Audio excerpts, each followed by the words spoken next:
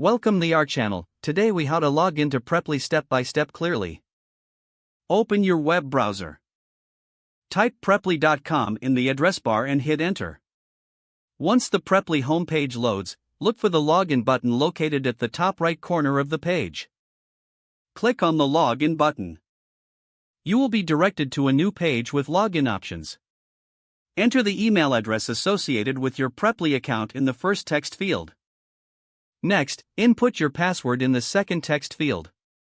If you wish to stay logged in on this device, check the Remember Me box. After you have entered your credentials, click the Login button to proceed.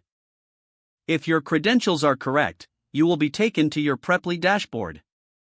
In case you forgot your password, click on the Forgot Password link for recovery options. Follow the instructions provided in the password recovery email to reset your password. Once logged in, you can explore your account details and settings. If you encounter any issues while logging in, double-check your email and password for accuracy. You are now successfully logged into Preply.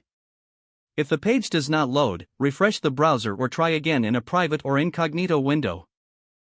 Make sure you are using the correct email address, then retype it carefully to avoid small typos. If your password is not accepted, use the reset option and create a new strong password you can remember.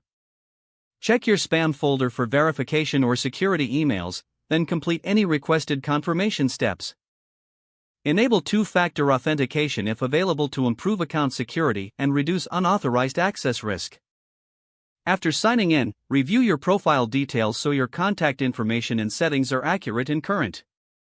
If you see an error message, note it down and try again after restarting your device and internet connection. Log out when you finish, especially on shared devices, to keep your account and payment information secure. If the page does not load, refresh the browser or try again in a private or incognito window. Make sure you are using the correct email address, then retype it carefully to avoid small typos. If your password is not accepted, use the reset option and create a new strong password you can remember.